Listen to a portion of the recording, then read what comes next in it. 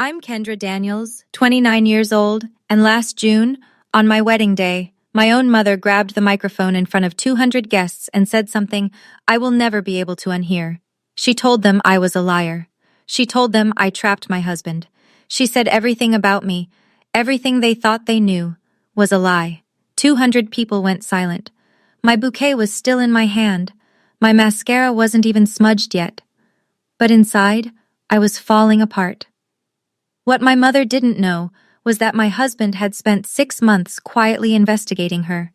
And what he found, forged documents, stolen savings, recorded confessions, would shatter a decade of lies in under 5 minutes. 6 people walked out of that reception in tears. Not for my mother, for themselves. Because they realized they'd been her victims too. Before I tell you everything, please take a moment to like and subscribe. But only if this story truly speaks to you. And I'd love to know, where are you watching from right now, and what time is it there? Drop it in the comments. Now let me take you back 3 years. To the night I first realized something in my family was very, very wrong. I grew up believing I was bad with money, not because anyone showed me a spreadsheet or pointed to a bank statement, just because my mother said so, over and over. Since I was old enough to hold a dollar bill, Judith Hale controlled every cent that touched our household. Allowance? She held it. Birthday money from relatives? I'll put it somewhere safe for you, baby.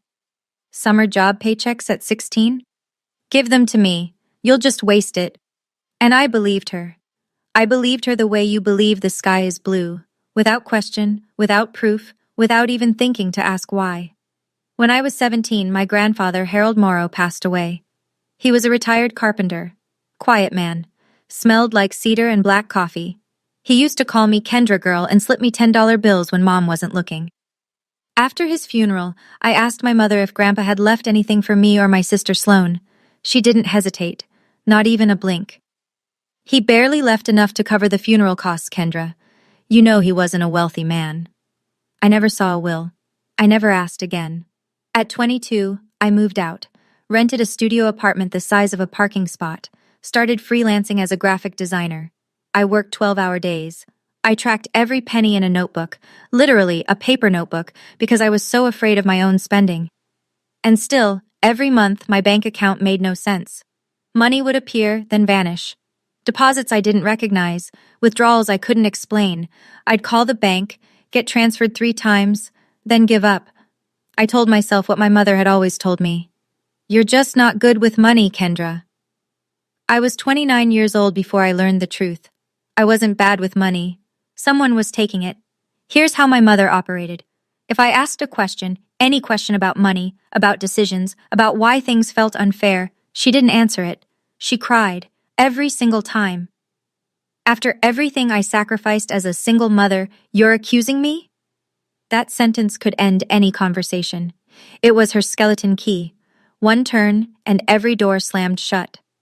My parents divorced when I was 8. Dad moved to Oregon. Calls got shorter, then stopped. Judith became the center of gravity in our house, and she liked it that way. She told the relatives I was difficult. She told her church friends I was ungrateful. She told our neighbor, Mrs. Patterson, that I once stole $40 from her purse. I was 11.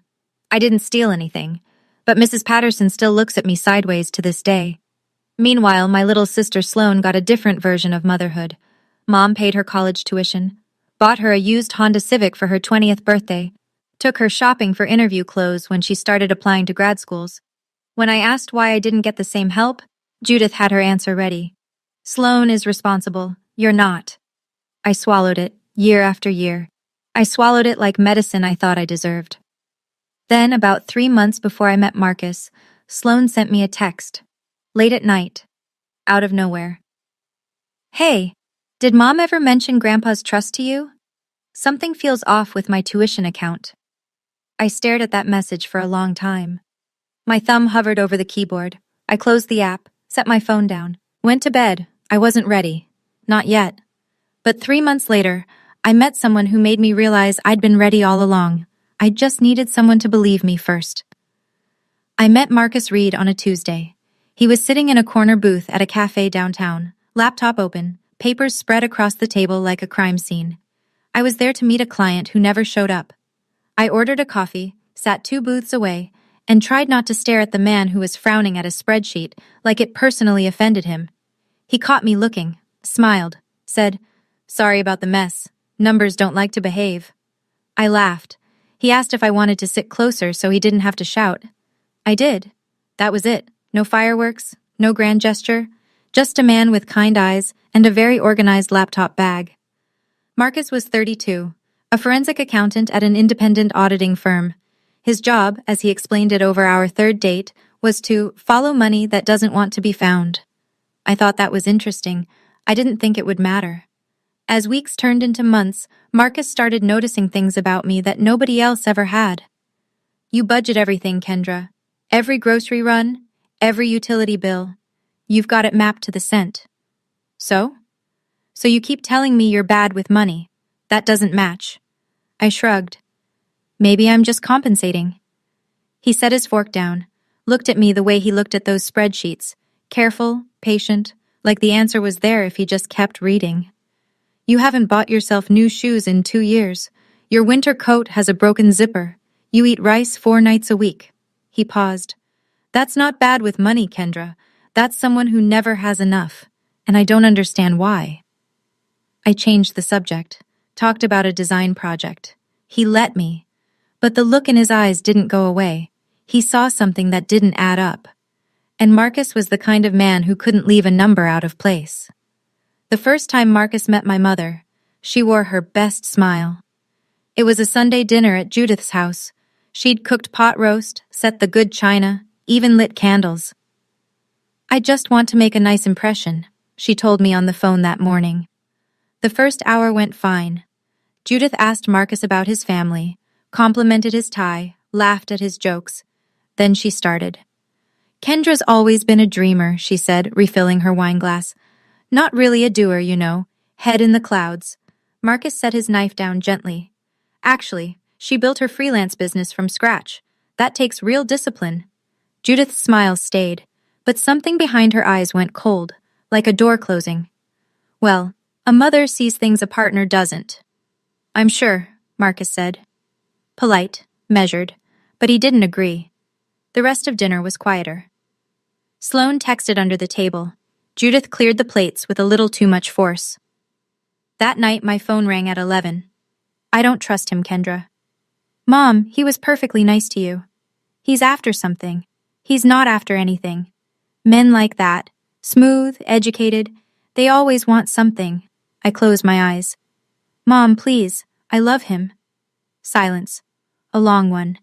Then very softly, "You'll see." She hung up.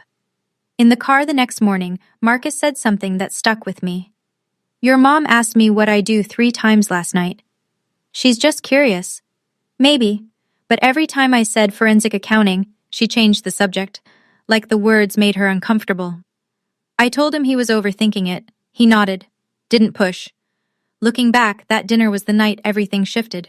Not for me, for my mother. She saw Marcus clearly, and she was afraid. Because for the first time, someone in my life knew how to follow the money. My mother didn't waste time. Within a week of that dinner, Judith launched a quiet campaign, phone call by phone call, text by text, to turn everyone around me against Marcus. She called my Aunt Colleen first. I know because Colleen mentioned it at a family barbecue, trying to sound casual. "Your mom says Marcus is pretty controlling, huh?"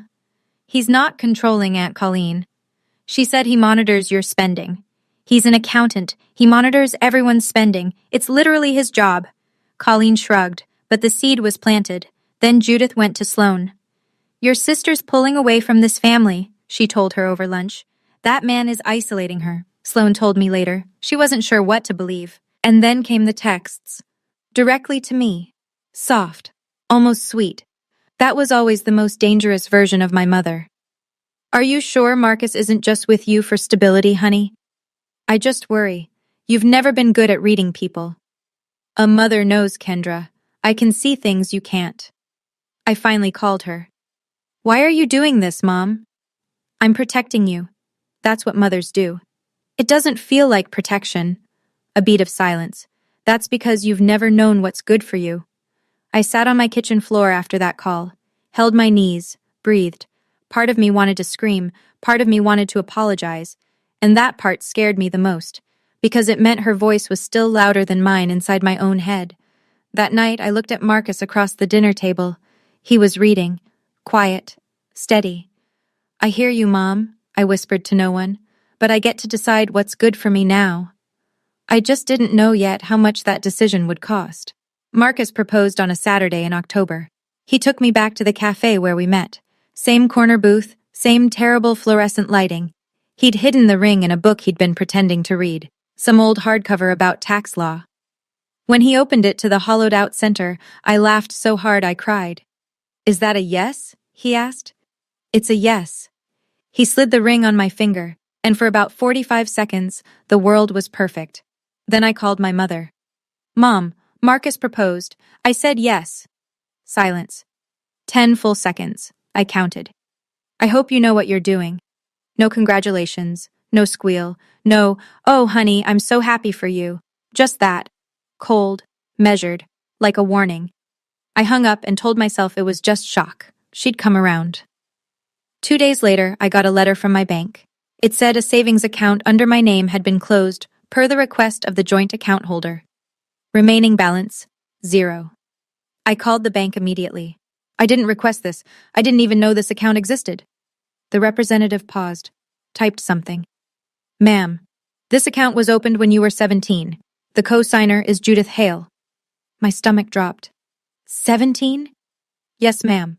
August 2013. August 2013. The month my grandfather died." "What was the balance before it was closed?" More typing. "I'm not able to disclose the full history over the phone, but the closing balance was withdrawn in a single transaction 3 days ago." 3 days ago. The day after I told my mother I was getting married. I set the phone down. My hands were shaking.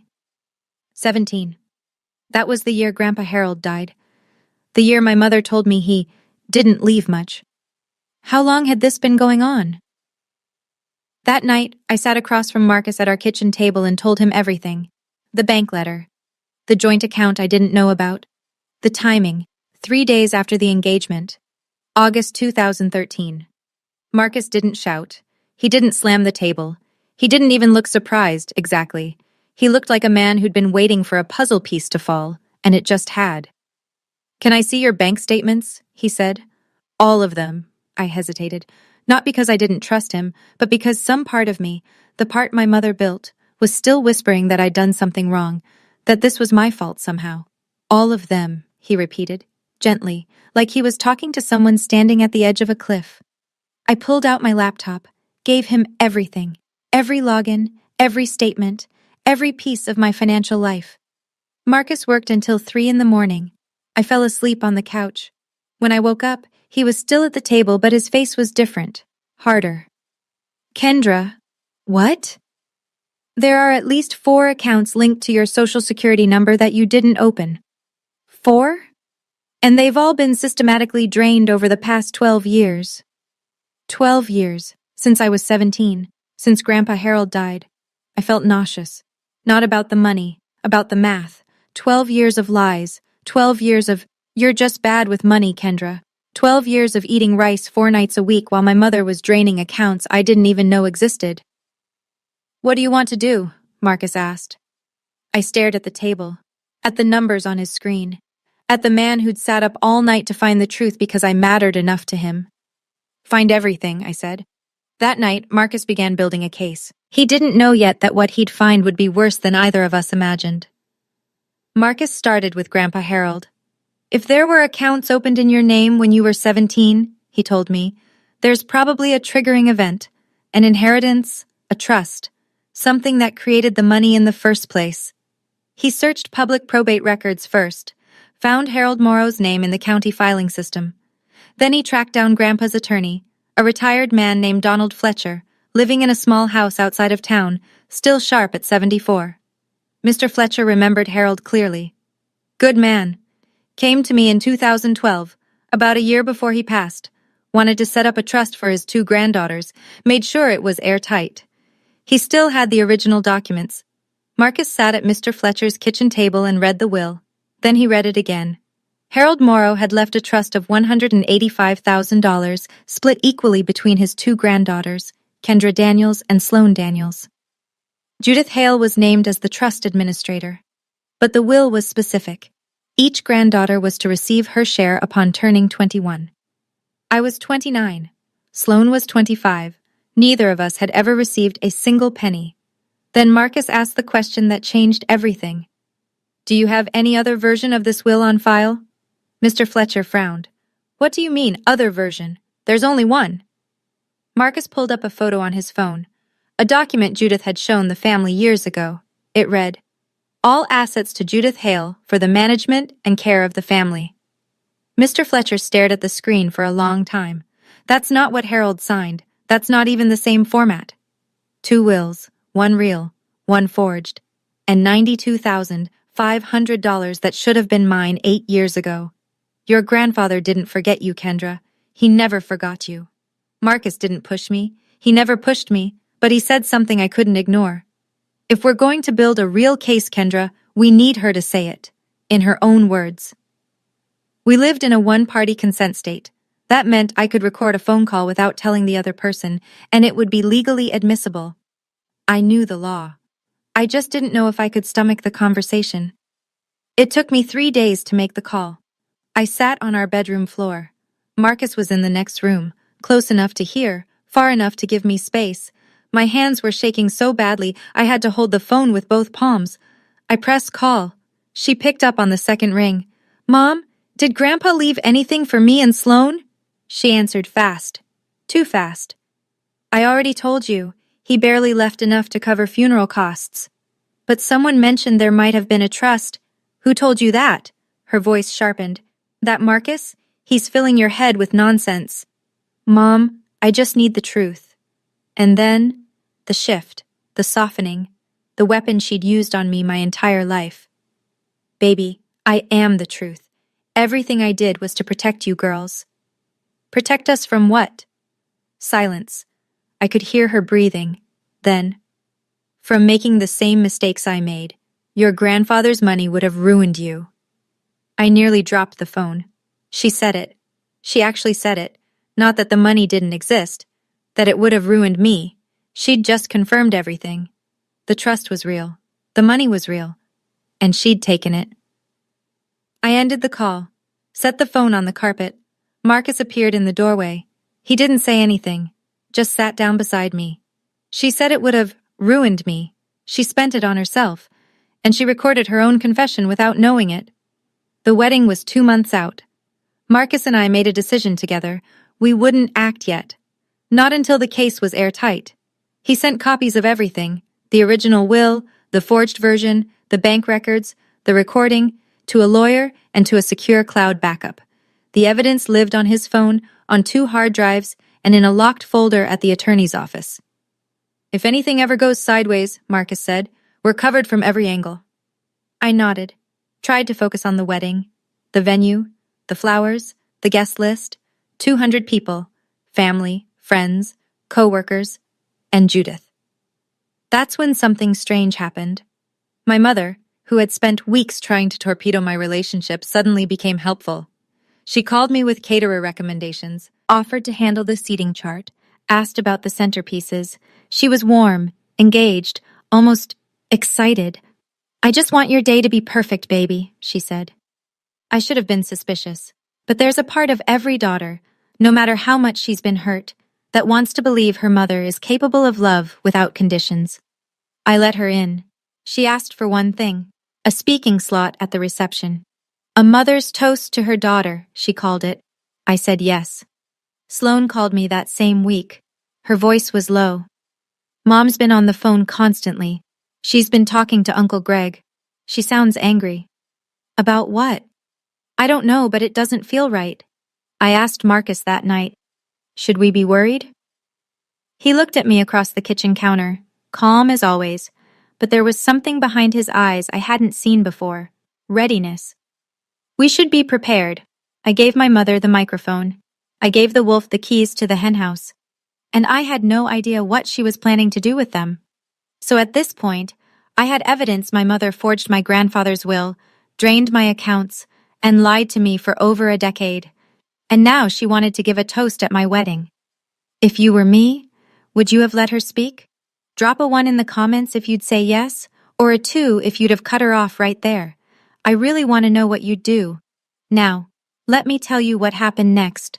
The day was perfect. That's the part that makes it worse. June 14th, an outdoor garden estate 20 minutes outside the city.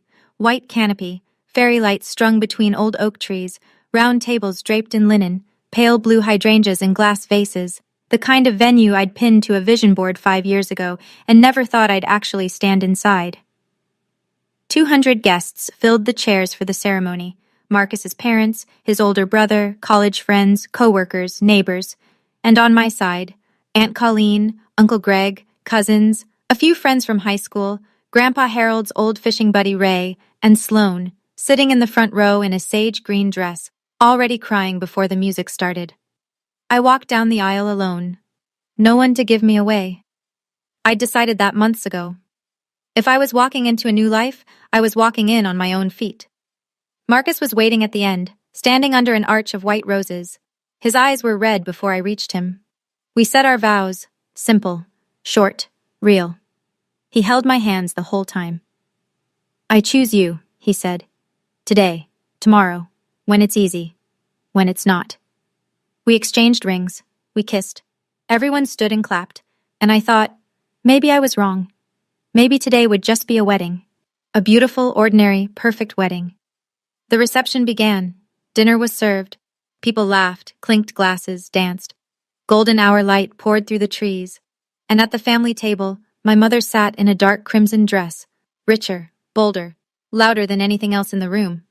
She looked beautiful. She always did. Her hair was done, her lipstick was fresh. She smiled at everyone who passed.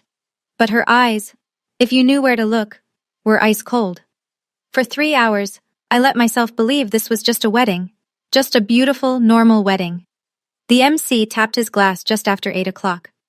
Ladies and gentlemen, we have a very special toast this evening. Please welcome the mother of the bride, Judith Hale. Applause, warm, polite, a few ahs from the older guests. This was supposed to be the tender part of the night, the part where the mother tells a story about her little girl and everyone reaches for their napkins. Judith stood, smoothed her crimson dress, took the microphone from the MC with a practiced smile. She stepped up to the small podium near the dance floor. The projector screen behind her, the one we'd set up for a photo slideshow later, was dark. The fairy lights glowed above her head. Thank you all for being here tonight, she said. Her voice was steady, warm, confident. She looked out at the crowd, then down at me. I want to talk about my daughter. I smiled, squeezed Marcus's hand under the table. Kendra was the sweetest little girl, always drawing, always dreaming. A few guests nodded. Someone said, "Ah." She had this way of looking at the world like it owed her something beautiful. People chuckled softly. I felt my shoulders relax. Maybe I'd been wrong. Maybe this was just a toast. Then her voice shifted. Just slightly, a half-tone lower, slower. But there are things about my daughter that none of you know. The chuckles stopped. I sat up straighter. Beside me, Marcus's hand tightened around mine. Judith looked directly at me now, not at the crowd, at me. Things I've tried to tell her, things I've begged her to face. My chest locked. I couldn't breathe. Sloane, at the family table, slowly reached for her phone, placed its screen down on her lap, pressed record. And then my mother said the words that split my wedding in half. I want everyone here to know, my mother said, her voice ringing clear across 200 silent faces, that my daughter trapped this man. The word trapped hit the room like a slap. No one moved. She has been lying about who she is. A spoon clattered against a plate somewhere behind me. Someone inhaled sharply. I couldn't tell who. The whole room had turned into a single, suffocating wall of eyes. Kendra has been hiding debts, hiding her past, hiding who she really is, from Marcus and from all of you. My fingers went numb around my napkin. I could feel the fairy lights above me, the soft June air, the smell of hydrangeas, and none of it felt real anymore. I tried to stop this wedding. Judith pressed her hand to her chest, the gesture she'd perfected over decades. I begged her to come clean. She refused. A murmur rolled through the tables. Marcus's mother put her hand over her mouth. His father leaned forward, jaw tight. So I'm doing it for her. Judith looked at the crowd now, not at me, at them. Because that's what a mother does. She set the microphone on the podium, stepped down, walked back to her chair with the posture of someone who had just delivered a eulogy. Solemn, righteous, untouchable. She sat, smoothed her dress, took a sip of water. 200 people stared at me. The bride, in white, sitting next to a groom who was supposed to be the victim of my trap. I couldn't speak. I couldn't stand. I couldn't even cry. Under the table, Sloane's phone was still recording, and beside me, Marcus hadn't let go of my hand. Not once. He leaned close, so close only I could hear. Do you trust me? I looked at him. My husband, my partner, the man who'd spent 6 months preparing for a moment he prayed would never come. I nodded. Marcus squeezed my hand one last time. Then he let go. He stood slowly, adjusted his jacket, buttoned the single button with the same calm precision he used for everything. Spreadsheets, grocery lists, promises. The room watched him. 200 people who didn't know what to believe. He walked to the podium. No rush, no trembling. His shoes clicked against the wooden dance floor in the silence. Judith looked up from her water glass. For the first time, something flickered behind her eyes. Something she wasn't fast enough to hide. Marcus picked up the microphone, held it like a man who'd never used one before and didn't particularly want to now. I appreciate Judith's concern. His voice was even. Not cold, not angry, just level. The way a bridge is level, built to hold weight. She's right about one thing. There are things many of you don't know. He reached into his inside jacket pocket, pulled out his phone. But the person who's been lying, it's not Kendra. He looked at my mother. Actually, Judith, I have something about your family. Judith's mouth opened, then closed. You see, I'm a forensic accountant. It's my job to follow money that doesn't want to be found. 6 months ago, Kendra and I discovered something in her financial records that didn't make sense, so I started looking. He unlocked the phone, held it up. And what I found, I think everyone here deserves to see. 200 people leaned forward. I could hear the creak of chairs, the rustle of suit jackets and dresses shifting. The garden was so quiet I could hear crickets in the hedges beyond the canopy. Marcus connected his phone to the projector, the one we'd set up for our wedding slideshow. The screen behind the podium flickered to life, and my mother's face went white. 2 documents appeared side by side on the screen. This, Marcus said, pointing to the left, is the original last will and testament of Harold Morrow, filed in 2012 with his personal attorney, Donald Fletcher, notarized, witnessed, legally binding. He let the room read it. I watched their eyes move across the text. It establishes a trust of $185,000, split equally between Harold's 2 granddaughters, Kendra and Sloane. Judith Hale is named as the trust administrator. The will states clearly, each granddaughter receives her share when she turns 21. He paused. Let the silence do its work. Kendra is 29. Sloane is 25. Neither of them has ever received a cent. Then he pointed to the right side of the screen. And this is the version Judith showed the family after Harold's death. This one says, and I'm quoting, all assets to Judith Hale for the management and care of the family. A murmur broke through the room like water through a crack. These 2 documents are not the same. One of them is real, one of them is forged. Aunt Colleen stood up from her chair. Her napkin fell to the ground. She didn't pick it up.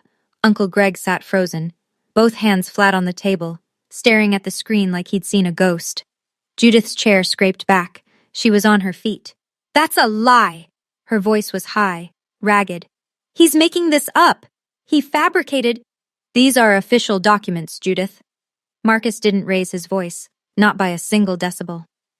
Notarized, verified by the original attorney. He looked at the room. Kendra, my wife, was supposed to receive $92,500 8 years ago. He looked at my mother. She never saw a penny. Judith opened her mouth. Nothing came out. But there's more, Marcus said.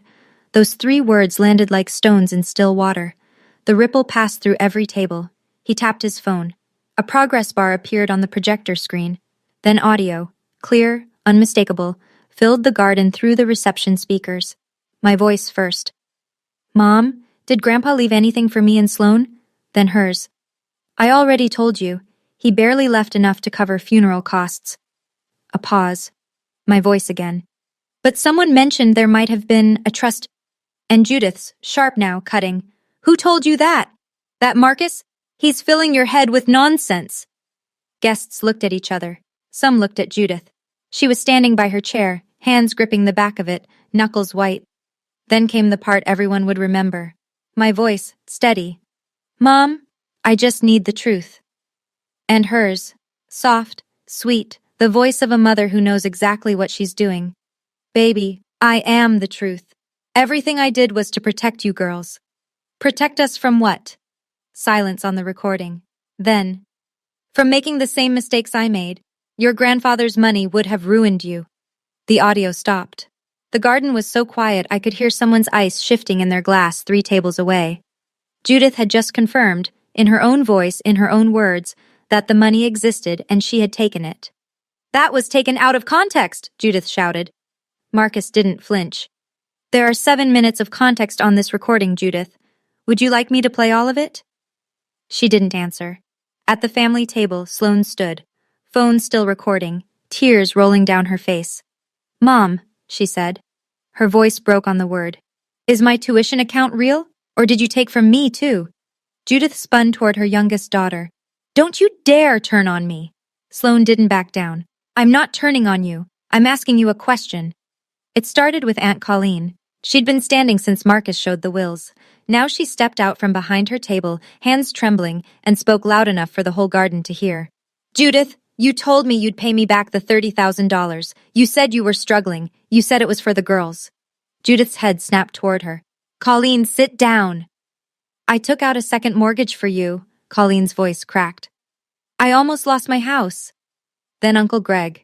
He didn't stand. He just spoke from his chair, his voice low and hoarse, like the words had been lodged in his throat for a decade. She pushed me off the trust. Said Dad wanted it that way, that he didn't trust me to handle the money. He shook his head slowly. I believed her for 11 years. Cousin Robert, 2 tables back. She borrowed my car in 2019, said she needed it for 2 weeks, told me it was totaled in a parking lot. I never even filed a claim because she cried so hard. One by one, like dominoes. Each confession pulled another from the room, each one a small, separate wound that Judith had inflicted and covered with the same warm smile and the same wounded mother act. 6 people left the reception. Aunt Colleen walked out crying, her husband's arm around her shoulders. Uncle Greg followed, one hand pressed over his face. Cousin Robert, Greg's wife Linda. A woman I recognized as one of Judith's oldest friends.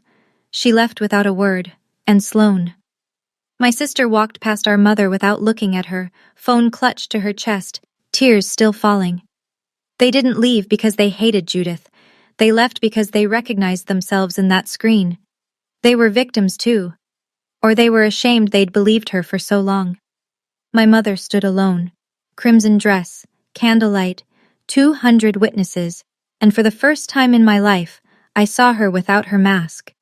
If you've ever discovered that someone you trusted, someone in your own family, had been lying to you for years, I want you to know something. You're not alone. And this story isn't finished yet. If you're feeling something right now, tell me in the comments. What would you say to Judith? And if you haven't already, please hit that subscribe button. The turning point is coming. Let me tell you what happened after the wedding. I don't remember deciding to stand. My body just did it. The chair slid back. My dress rustled against the tablecloth. Marcus's hand brushed my arm, not to stop me, just to let me know he was there. I walked toward my mother, slowly. Past the tables of guests who didn't know whether to watch or look away. Past the projector screen still glowing with 2 wills, one real, one fake. Past the speakers that still held the echo of her own voice. I stopped 3 feet from her. Mom! She looked up at me. Her eyes were wild, not with guilt, not with regret, but with the frantic, cornered look of someone who has run out of moves. Kendra, you don't understand. I do understand. My voice was steady. I don't know how. For the first time, I really do. You said I was bad with money. I wasn't. You were taking it. She opened her mouth. You said Grandpa didn't leave us anything. He did. And you stole it. I was trying to... You said Marcus was after something. He was. He was after the truth. Judith's chin quivered. Everything I did was for this family. No, Mom, everything you did was for control. I took a breath, the deepest one I'd taken all night. I'm not going to scream at you. I'm not going to make a scene. I'm going to do something you never expected. She stared at me. I'm going to walk away, and I'm going to let the truth speak for itself. I turned around, walked back to my table, sat down next to my husband, picked up my glass of water and took a sip. My hands didn't shake. You raised me to be quiet, I said, not turning around, loud enough for the room to hear. You didn't raise me to be stupid.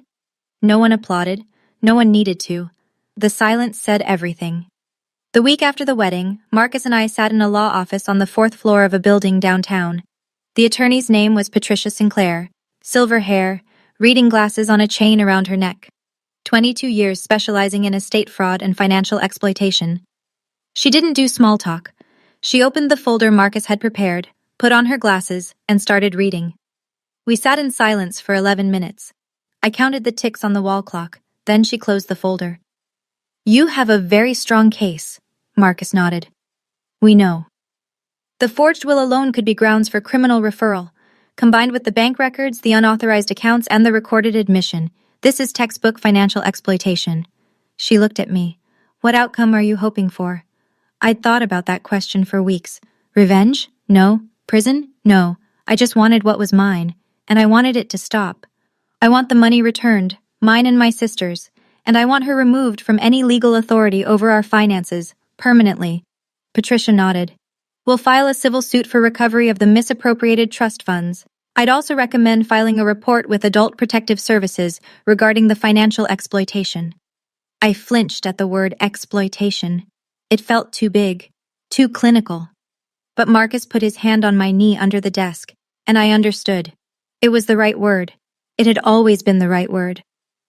We're not pressing criminal charges right now, Marcus said. We're giving her the chance to make this right through the civil process. Patricia raised an eyebrow. That's generous. I looked at the folder. At 12 years of lies, pressed flat between manila covers. This isn't revenge, I said. This is accountability. Patricia almost smiled. Almost.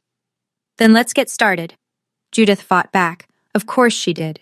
Within 10 days, she'd hired her own attorney, a younger man with a shiny briefcase who clearly hadn't read the full file yet. Through him, Judith issued a statement calling Kendra and Sloan ungrateful children attempting to commit elder abuse against a devoted single mother. It lasted about 72 hours. Her attorney reviewed Marcus's evidence package, the original will, the forged version, the bank records, the recorded phone call, the forensic accounting report.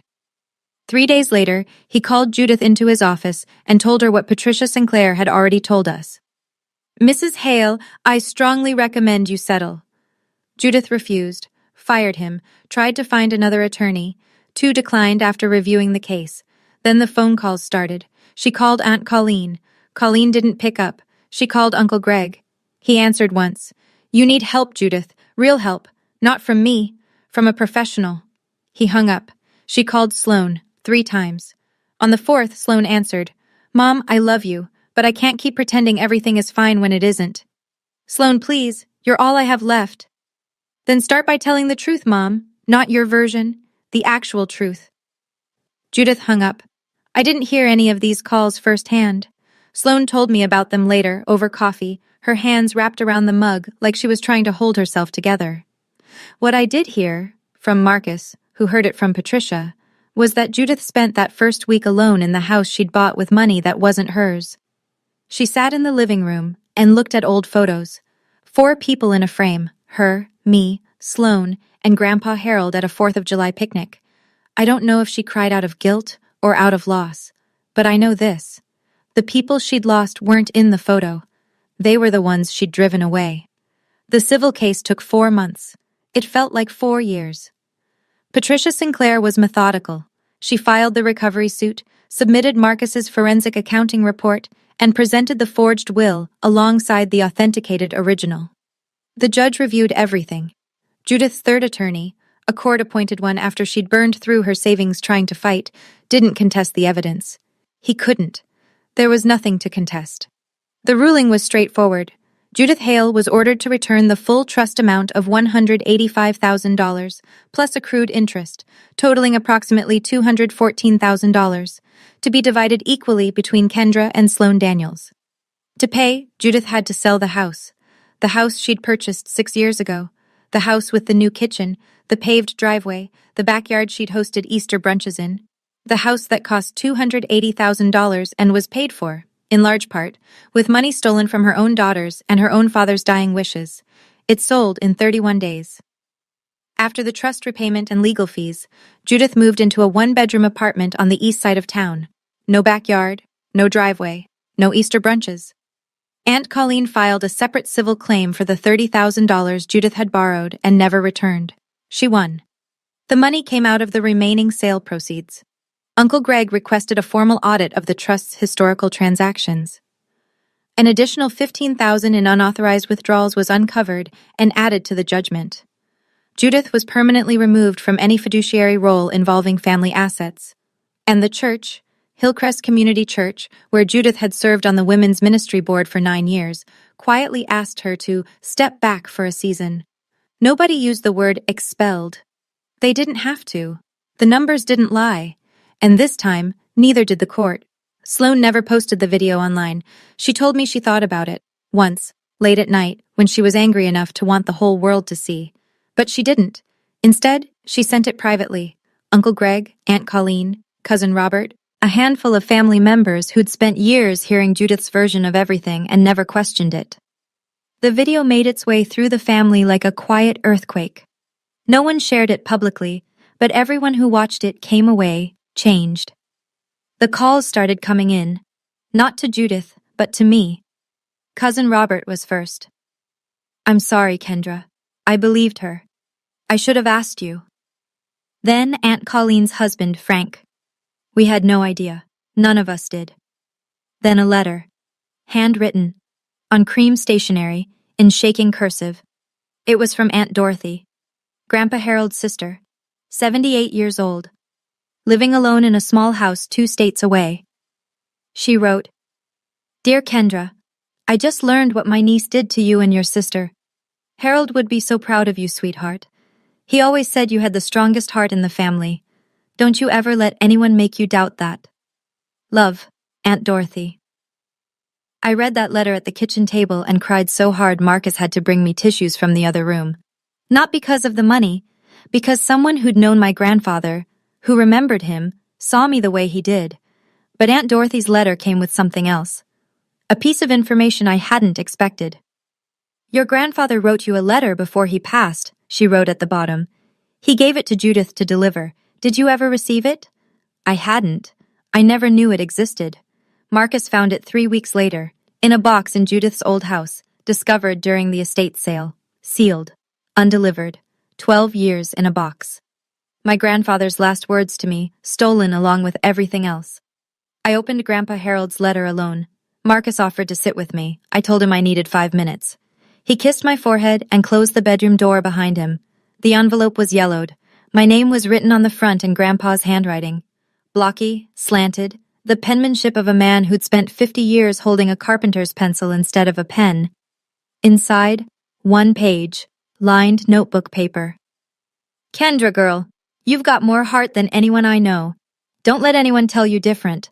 I set something aside for you and Sloan so you'd both have a good start. Your mama will take care of it until you're ready. I love you, sweetheart. Don't ever forget that. Grandpa H." I held that letter against my chest for a long time. 2 days later, I met Sloan at the cafe where I'd first met Marcus. Same corner booth. She was already there when I arrived, both hands wrapped around a coffee she hadn't touched. "I'm sorry I didn't see it sooner," she said. "You were surviving too, Sloan. She told me you were jealous of me. That's why you were always distant. She told me you didn't want me around." We stared at each other. 2 sisters who'd grown up in the same house, under the same roof, with the same mother, and had been kept apart by design. She played us against each other, Sloane said quietly. The whole time. I know. Marcus called me, before the wedding, to personally invite me. Mom had told me you didn't want me there. I closed my eyes. Even now, months later, the layers kept unfolding. I want us to be real sisters, Sloane said, not whatever she made us. I reached across the table and took her hand. We already are. We sat there for an hour. We didn't solve everything, but we started, and starting was enough. 3 months after the wedding, a letter arrived. Judith's handwriting on the envelope, no return address. But I recognized the slant, the sharp J, the looping K of my name. I opened it at the kitchen table. Marcus was at work. I was alone, which felt right. It was short, 4 sentences. Kendra, you have destroyed this family. I hope you're proud of what you and that man have done. I will never forgive you. No apology, no acknowledgement, no truth. Just Judith, still rewriting the story, still casting herself as the victim, still refusing to look in the mirror. I sat with that letter for an hour. I let myself feel everything. The anger, the grief, the exhaustion, and underneath all of it, the small, stubborn sadness of a daughter who still wished her mother was different. Then I wrote back, Mom, I didn't destroy this family. The lies did. I don't hate you. I probably never will. But I will not let you hurt me again. If you ever want to have a relationship with me, it starts with honesty. Real honesty. Not the kind where you rewrite the story to make yourself the hero. Until then, I need space, and I need you to respect that. I sealed it, stamped it, walked it to the mailbox. I didn't wait for a response. Marcus came home that evening and found me on the couch, staring at the ceiling. You okay? I will be. He sat down next to me, didn't ask questions, just sat. I looked around our apartment. Small, rented, nothing fancy. On the wall, our wedding photo. I'm smiling. Marcus is smiling. And in the corner of the frame, barely visible, Sloane is laughing in her sage green dress. 3 people who chose truth over comfort. That was enough. That was more than enough. Love without honesty isn't love, I said to no one in particular. It's just control with a nicer name. 6 months after the wedding. A Tuesday morning. October again. I'm sitting in my new studio. A small space above a bakery downtown. Rented with a piece of the money that was always supposed to be mine. There's a drafting table by the window, a second-hand bookshelf full of design books, a framed print of a cardinal that Marcus gave me because Grandpa Harold used to say cardinals were visitors from people who love you. Sloane comes by every Thursday now. We're learning how to be sisters without a filter between us. It's awkward sometimes. We don't agree on everything, but we show up. That's the part that matters. Marcus is still Marcus. Steady, quiet, still double-checks the grocery receipt every single time. Last week he caught a pricing error at the store, and I laughed until I couldn't breathe. Some things don't change, thank God. And Judith? Sloane tells me she started seeing a therapist. I don't know if it's real or if it's another performance. I've decided it's not my job to find out. I spent 29 years trying to decode my mother. I'm done. I used to think strength meant keeping the peace, saying yes when I meant no, swallowing the truth to keep someone else comfortable. Now I know. Strength is standing in a room full of people and choosing honesty over comfort. Even when your voice shakes, even when the person you're standing up to is the person who raised you. My mother gave me the worst gift anyone could give at a wedding. But my husband gave me the best one, the truth. And my grandfather, even from the other side, never stopped fighting for me. If you're watching this and something in your life feels off, a number that doesn't add up, a story that keeps changing, a person who makes you feel small every time you ask a question, trust that feeling. You're not crazy. You might just be surrounded by someone else's lies. My name is Kendra Daniels. I'm 29 years old, and I finally know exactly who I am. Here's what I took from all of this. 1. If someone controls your money, they control your life. Check your own accounts. Know your own numbers, no matter who tells you not to. 2. Silence isn't loyalty. Sometimes the most loving thing you can do is speak up, even when everyone around you would rather you stay quiet. 3. The right partner won't just love you. They'll fight for the truth right alongside you. If this story meant something to you, please hit like and subscribe. It makes more of a difference than you know. And if you've ever had to set a boundary with someone in your own family, tell me about it in the comments. I read every single one. There's another story in the description I think you'll really connect with. Click it. I'll see you there.